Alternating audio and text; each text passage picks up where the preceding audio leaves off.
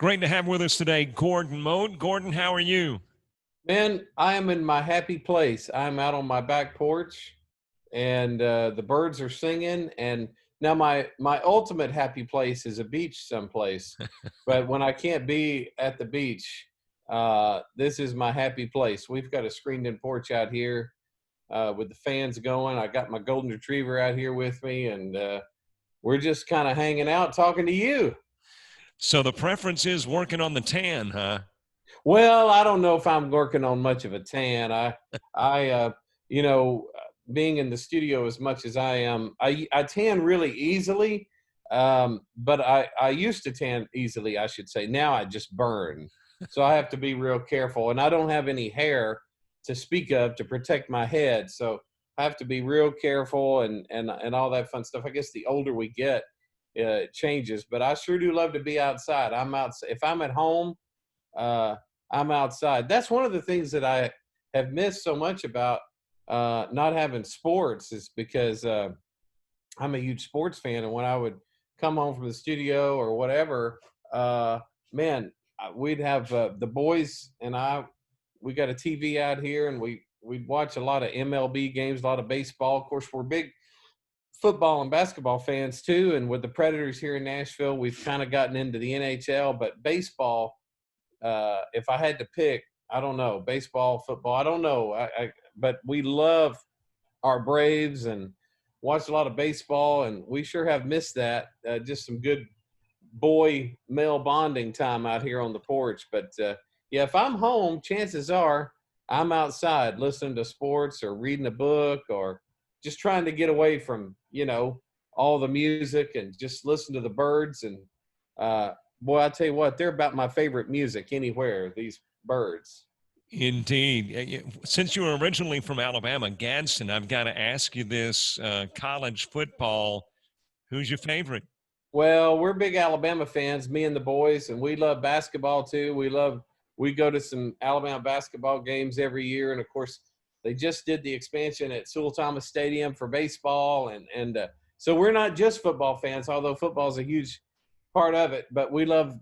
We finally got, I feel like, an incredible basketball coach in Nate Oates at Alabama, and good Christian man, and I feel like he's going to build us something we can really be proud of at Alabama in basketball, and of course the football. With under Coach Saban has been good for a long time, and my son Parker, who's 20 now, he's a student at Samford University. In Birmingham. Mm-hmm. He's majoring in Christian ministry and education. He's a double major. He wants to be a coach and teach maybe at a Christian school. But a year ago, when Alabama played Clemson and got drummed pretty bad in the championship game, Parker was just really upset, and I got to thinking, that's the first time in his life that Alabama has lost a big game. And I tried to tell him, when two great teams play each other, one of them's got to lose, Mm-hmm. and of course, I remember it wasn't always good days, after Bear Bryant left. I was a young kid, teenager, and we went through some good years and some bad years. But yeah, we love sports around here. And my son Parker played baseball and played football, and my son Ashton, who's at 12, he's going into 7th grade. He's playing football too, big offensive lineman, and then my daughter, as we were talking off air just a minute ago, she's 23. Her name is Samantha, and she was just married. So pretty exciting times around here.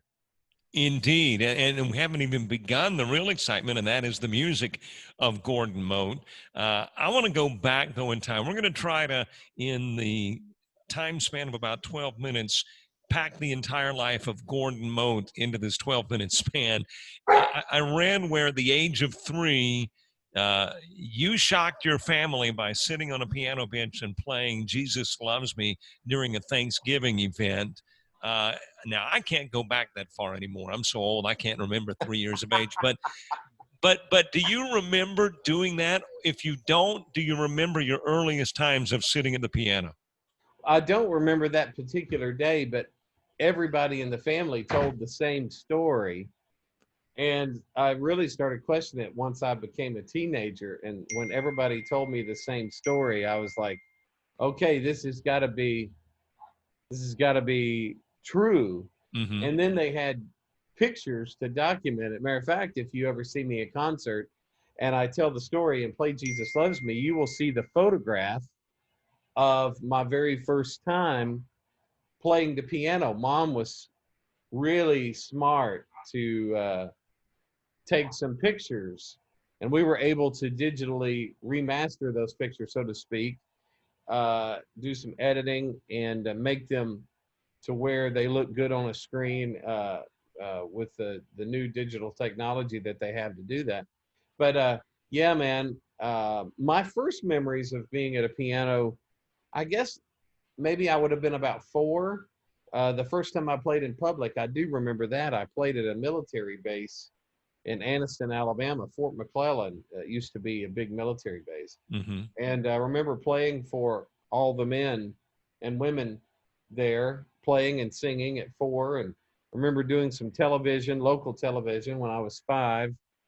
And but those are my first memories of being at the piano. And I just remember I would hear things on the radio or on television and play them back, and everybody was so shocked that I could do that. But being a little kid, I didn't know that wasn't I didn't know that wasn't normal. What drew you initially to the piano, though, as the instrument of choice? When you hear these songs, you want to put them out in some form of music. Why was it the piano, not a guitar or some other instrument? I don't have a clue. Uh, I just sat down at the piano and started playing Jesus Loves Me on Thanksgiving Day. So it really wasn't my decision. It was God's decision um, what instrument I would play. I love great guitar players. I tried to play guitar when I was 7, 8 years old. I took some guitar lessons and I was just absolutely horrible. Uh, I have such an appreciation for those guys that can do that. But I guess it wasn't really my choice. It was God's choice. You blind since birth, do you get tired of that being a topic that comes up in conversation, or is it part of the life, the story of Gordon Mote? Well, it is part of the story. But in all fairness, it doesn't, it's not the most important part of who I am. I mean, I do a lot of interviews and it will most likely come up most of the time, but sometimes it doesn't. And as far as on the everyday thing with all my friends, I mean, it's a non-issue. I'm so independent, and a lot of times they forget that I'm blind, and that's the greatest compliment you could ever pay me. Because we live in a sighted world, and I don't want to have to depend on people for things. I mean, I can't drive, but there are a lot of people out there driving that shouldn't be driving. Good Um, point. but Nashville traffic. But really, most of the time, it's a non-issue. But it is part of the story, and I think it's part of what makes the music reach out to so many people. I mean, I hope that the music stands on its own, whether I am the artist or whether I'm in the studio playing or producing for someone else. But I do think when people learn about my blindness and that I've dealt with it all my life, and they see all the things that God has enabled me to do, I hope they look at me and say, you know what? If he can do that, I can do whatever God has put in front of me to do. I have no excuse. And you have proved your independence time and time again, going through the public school system, going to college, Yeah. producing, playing. So let's get to that playing aspect where after college, 2 days after graduation, Lee Greenwood asked you to play. So obviously there had been at least some relationship with Lee Greenwood prior. How did that first job with Greenwood come to be? Well, A teacher at Belmont um, heard that Lee was looking for a piano player. She knew Lee's wife, Kim. And so she told me about the job and reached out to Kim and Lee's people and said, "Hey, I know this kid, and I think he deserves an audition." And so one thing led to another. Lee ended up showing up at my senior recital, and everybody knew it but me. Me not being able to see out into the audience, I didn't know he was there, and it's a good thing I didn't. I probably would have been nervous, but I didn't know he was there. And evidently, he liked what he heard, and he offered me a job. I went over to his house. We sang through some Greenwood songs because I knew those songs. You know, they'd been on the radio. He'd had a lot of hits. People think "God Bless the USA" was his biggest charting hit, and it may be the song he's known for the most, but that song wasn't even a number one song when it came out. It peaked at 7. But he had over 20 number one songs, and he had 30 some odd top 10 records. He won a Grammy for a song called "IOU." He had the most played song on the radio in 1985, a song called "Dixie Road." Uh, so he was a big part of my childhood, his music. And so I knew those songs. I didn't have to learn them. And so I think he was impressed by that too. And that continues to be a great relationship. I love Lee with all my heart, he and Kim and their children. And matter of fact, Lee and I were just a part of a thing with Scott Fowler and Legacy 5, their Memorial Day simulcast. Lee and I appeared on that together and did a couple of songs. And we did USA, of course, but we also did a song that we had written together back a few years ago for a gospel album that he did called "Totally Devoted to You." So, yeah, my relationship with Lee is still strong, and I will always love and appreciate him for giving me my start in the music business. You have played for practically everybody. I mean, from country to Lionel Richie to gospel music. So why is it that you find yourself in Southern gospel when obviously you could play any form of music you want? Well, I love all types of music. I grew up certainly loving Southern gospel music, loved it all my life, but I've loved so many different styles of music. It's just where God put me, you know. The Gaither platform was a great platform for me. I had played on a lot of vocal band records before I even came out on the road, had worked with Bill for a few years. Michael Sykes at that time was producing their albums, and he was an incredible producer and introduced me to Bill. And it's amazing how things come full circle because now I'm producing the vocal band, and we're about to finish another album that'll be out late this year or early next year. And this will be the third album that I've produced on them. But I don't know. You know, again, it's just God's timing and God's providence to put me in this genre of music. You're right. I have a lot of influences, and I'm not sure that a lot of people in Southern gospel think I belong in the genre because I do have so many different influences, and maybe I am not the atypical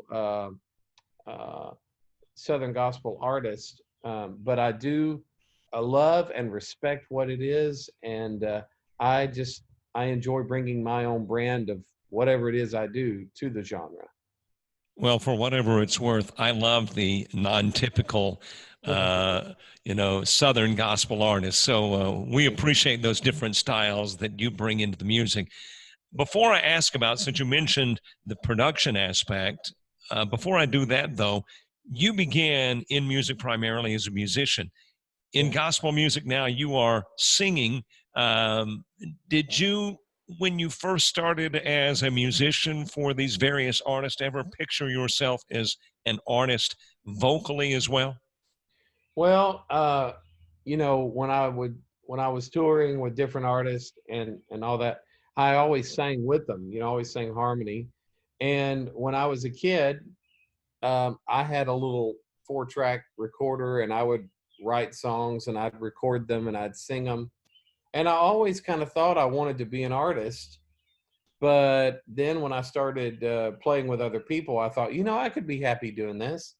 This is pretty fun. I like being behind the scenes. And then I always had the dream of being a studio musician, listening to all these great records as a kid. And who knew that I'd be able to meet so many of my heroes, and not just meet them, but work with them. I mean, my goodness gracious. Um, but to answer your question, the longer I went in life, and I had a couple of uh, almost record deals in the country music world. And just about the time I was ready to sign, the label might fold, or the head of the label might leave, and they would get new leadership, and they'd want to bring in their own people and all that fun stuff. But that never bothered me. I always just thought, you know what? I don't know why this is happening, but it's all going to be okay. And I just continued to make a living, and but I never thought I'd be a Christian music artist. I never thought, and then we made an album. We made a couple of instrumental albums for Green Hill, Spring Hill. We did a hymns album and a Christmas album, both instrumentals. And then Bob Rogers came to me in about 2003, 2000 into 2002, early 2003, and he wanted me to do an album, a vocal album for his new upstart label, RSI Music Group, who he had a couple of other artists on at the time, Charlotte Ritchie being one. And he thought that I could bring something to his label that he didn't have. And we got to be really good friends. And I remember sitting in my office and saying, well, if I do this record, would I have to travel a lot? And he said, well, yeah, you'd need to travel, because that's the way that's the way you get your music out there. And nobody will know about your album if you're not traveling. And I said, well, man, I'm just not interested. I don't think I want to do that again, because I had traveled a lot and I was really enjoying being at home on the weekends, just being a normal dad. I was leading worship in my home church. I was going to my kids, they were little at the time, but going to their t-ball games and their soccer games and not missing out on that. And I just really enjoyed being normal and being at home. Mm-hmm. And but I remember sitting out on my porch, different house at that time. But I remember sitting outside and had the Braves game on, and man, about that time, I mean, I had worked my way up, and things were really good for me as a session player. I mean, everything I touched turned to something good, and God was really blessing me in that part of my world. And I was the hot guy, and I just didn't want to give any of that up. I guess in my mind, I didn't think God was big enough. I didn't feel like he'd let me have it all. I had to make a choice. But man, I was sitting out on the porch, and I was so miserable. Like, I had everything in the world to be excited about. I've got a great wife. I got great kids. We're healthy. There's just nothing to be upset about. And yet I just felt this emptiness. And I remember saying, Lord, if you want me to do this thing, please give me the passion for it, because right now I don't have it. I love people, but I just don't see myself traveling and doing all that it requires. So if that's really what you want me to do, because I've been running from it for a while, and I just said to him, if that's really what you want me to do, I need you to give me an excitement and a passion for it. And I have to tell you, you better watch what you ask for, because God really did give me that passion for traveling and for spreading the good news. I mean, I had been doing it in my own way, like I say, real active in church and trying to be a good example wherever I go, as we all should be. But he opened up doors for me and continues to open up doors that I never thought possible. Here we are, years later. It's 2020. This is my 16th year of full-time ministry, as well as being a studio. He still has allowed me to be relevant in the session world here in Nashville. I get to produce. Those doors have opened up for me. I love the production aspect of what I do. And hopefully when this pandemic is over and people start getting out in public more, we'll get to start traveling more. And the current radio song is doing well, and radio has embraced what I do for the most part. And I'm just very, very grateful that God didn't give up on me, that He continued to show me what He wanted me to do. And when you are in the center of His will, and that's where you want to be, all of us should want to be there. And I pray that I am there every day.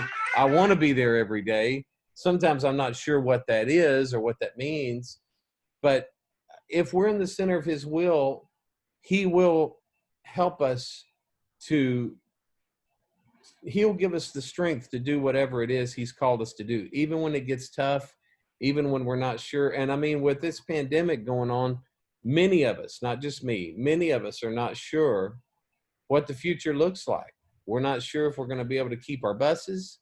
We're not sure if we're going to be able to stay on the road, what it's going to look like when it comes back. We're not sure if churches are going to have guest artists in. We're not sure. But one thing I am sure about is God will show all of us what we're supposed to do.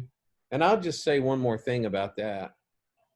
We've been singing these songs all these years about faith and about how God takes care of us. And man, we're really having to believe what we've been singing more than ever before, because just because we're not traveling doesn't mean the bills don't keep coming.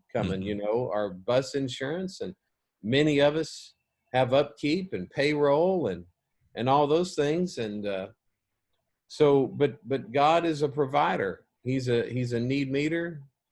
And we just have to hold on to that, even if it's one day at a time. Kimberly and I recorded that old song years ago, a different arrangement of it, certainly. But, I just have to trust one day at a time. Sometimes it's 1 minute at a time, because I'm a worrier by nature. And I just want to know how things are going to turn out and how I'm going to be able to make it work and all that. And but be in prayer, not only for us as musicians and artists, but be in prayer for your pastors, because you go to them for encouragement, but they need to be encouraged as well. I mean, I'm sure that giving is down in a lot of our churches because people aren't there, and a lot of people have lost jobs. Over 30 million people have lost jobs in the United States. And so there's so many things that we need to be in prayer about. It's not just our immediate needs, it's the needs of the church. The church, many churches are involved in missions and feeding hungry people, and we just don't have any idea the work that our churches do because of our giving. And so it's not just hard for us, it's hard for everybody. So I would just ask that your listeners be in prayer for all of us as we figure out what the new normal is going to be, and how God's going to use us to minister, how He's going to feed our families, and that we will be open to listening to His leading, that we'll know what we're supposed to do in this new normal. Great advice from Gordon Mote. Gordon, we're going to have to do this again, because Yes, sir. I've got production questions I want to ask you too. But before we go, though, I got to let you tell us about Grace Became Amazing, the new song. Oh, man. Well, this is my testimony song. When I was a little boy, I accepted Christ at the age of 8 at a little country church. And of course, all my life I had sang Amazing Grace. We all have. We've sang it over and over and over. And there are so many people who sing it who have no idea what it's about, because they've never accepted Christ. They sing it because they know it. They sing it because it maybe brings back memories of home or a simpler time in their life, or maybe it reminds them of their parents, praying parents, or whatever it is. But that song brings comfort to a lot of people, but many people sing it. But to them, it's just a song. But after I accepted Christ at that revival meeting when I was 8, Amazing Grace became more than just a song to me. It became an experience. And my hope and my prayer is that through the music and through the words that God gives us to say, and through the shaking of hands and hugging of necks and just being around folks, that we can share the grace that God has so given us, that all the people that we come in contact with would know what Amazing Grace is all about, and it would become an experience to them. Gordon Mote, it's been great talking with you today. Thanks so much for the sensational music. And you say you've been in it 16 years. We want maybe 1632, 16 times a multiple more from Gordon Mote. Well, thank you. I don't know if you're in the majority or not, but I sure appreciate it, and thank you for playing not just my music, but thank you for playing music that encourages and lifts up the name of Christ. And you know, because many churches are not meeting, many churches are streaming, doing drive-ins. I know our church is getting back in the building this week, but many churches haven't been able to meet, and many people that listen to you may be older and maybe shut in. And you guys are really encouraging a lot of people, maybe more now than you ever have before. So God has given you a great platform. So thank you for doing what he's called you to do and playing this great music. Thank you, Gordon. All right, pal. Take care. You too.